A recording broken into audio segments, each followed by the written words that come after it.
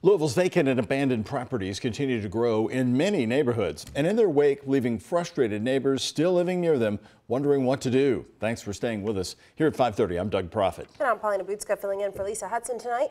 Today, the group focusing on how to handle the issue gave us an update. WHAS 11's Tyler Emery is here with more on where you can turn to for information. Tyler.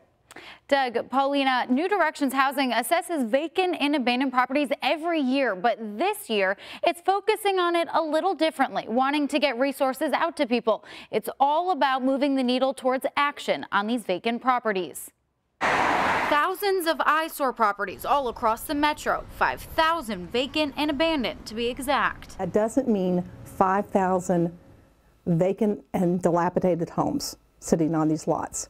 We are talking about a lot that somebody owns. It's an issue that's been ongoing for years. It reduces property values in different neighborhoods, and it's an incredible drag on the ability of some of these neighbors or neighborhoods to reach their full worth, their full value. New Directions Housing puts together a report every year, but this year's took in more input than ever before. If you live next to a vacant and abandoned property where there were needles surrounding it, or trash or whatever, and it was there every single day, how would that make you feel? New Directions says people seem to be paying more attention now to revitalizing West End neighborhoods, which is why the group is now focusing 2019 entirely on discussing possible solutions and actions that can be taken for the properties, such as artistic upkeep. It sort of establishes that someone's watching this house. Someone wants to take care of this house.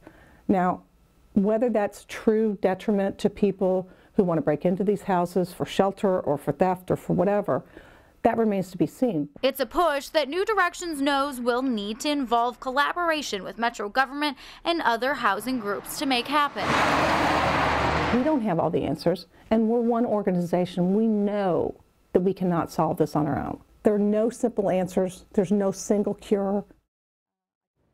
Now, in its report, New Directions says 23 of the properties it highlights have a total of over $174,000 in unpaid delinquent property taxes. And that number doesn't even begin to scratch the surface of the issue across the city, which is why the group says it plans to continue working with Metro government to address it. Paulina.